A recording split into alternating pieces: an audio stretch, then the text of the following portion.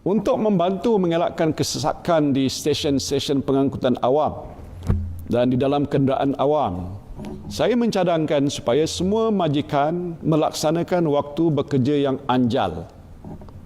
Tak semua pekerja mesti masuk bekerja pada waktu yang sama.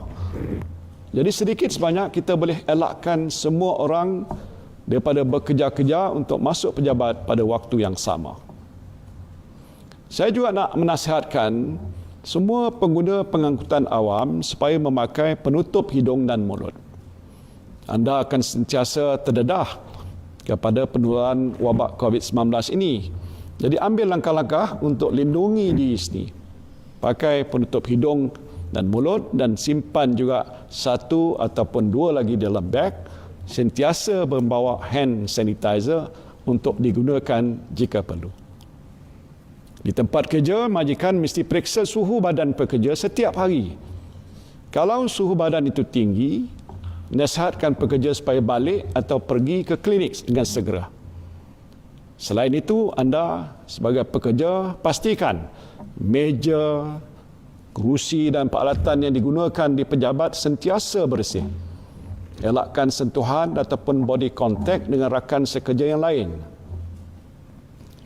Ini adalah antara langkah-langkah yang mesti dibuat untuk lindungi diri anda daripada jangkitan COVID-19.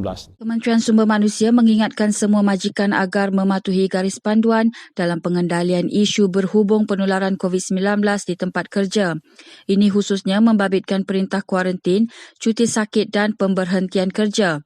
Dalam satu kenyataan, kementerian itu menjelaskan majikan yang ingkar boleh dikenakan hukuman mengikut Akta Kerja 1955. KSM menyeru semua majikan agar membuat saringan terhadap pekerja masing-masing sekiranya pekerja mereka yang menghadiri mana-mana perhimpunan Ijtima Tabligh dan perhimpunan keagamaan di Pulau Pinang. Sekiranya ada, majikan harus mengarahkan pekerja berkenaan untuk mengisytiharkan diri dan menghubungi pejabat kesihatan daerah berhampiran bagi mendapatkan nasihat serta tindakan.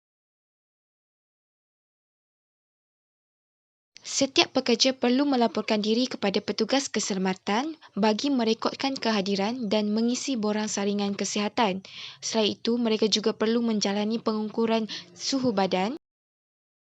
Individu yang gagal saringan kesihatan atau person under investigation atau mempunyai gejala COVID-19 atau terdiri daripada kluster yang disenaraikan oleh KKM atau dipercayai mempunyai pendedahan kepada orang yang telah dijangkiti COVID-19 tidak dibenarkan masuk ke tempat kerja. Setiap pekerja perlu mematuhi jadual kerja yang disediakan oleh majikan bagi meminimumkan jumlah bilangan pekerja yang hadir. Selain itu, mereka juga perlu mematuhi prosedur kerja selamat dan arahan kerja yang ditetapkan di tempat kerja. Pekerja digalakkan memakai penutup hidung dan mulut pada setiap masa serta menggunakan hand sanitizer yang disediakan di tempat kerja. Selain itu, persekitaran tempat kerja umum seperti lobi, lift, bilik mesyuarat, bilik sumber, surau, bilik rehat, tandas dan lain-lain hendaklah menjalani proses disinfeksi mengikut kaedah yang disyorkan oleh KKM.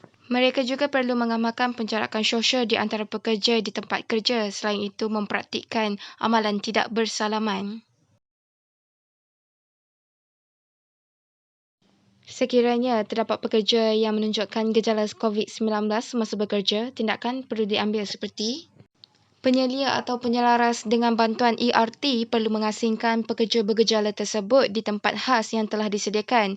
Kumpulkan maklumat berkaitan keadaan pekerja dan memaklumkan ianya kepada majikan. ERT yang terlibat bagi mengendalikan pekerja bergejala hendaklah mematuhi prosedur yang telah ditetapkan dan dilengkapi dengan PPE. Selain itu, pekerja bergejala berkenaan hendaklah dihantar ke hospital bagi tujuan pemeriksaan lanjut. Seterusnya, majikan perlu memastikan pekerja lain yang ada kaitan dengan pekerja bergejala berkenaan dikenal pasti dan dipantau serta menunggu arahan lanjut daripada pihak KKM. Akhirnya, majikan perlu mengenal pasti kawasan yang terlibat untuk dibersihkan dan disinfeksi serta-merta mengikut kaedah seperti yang disyorkan oleh KKM.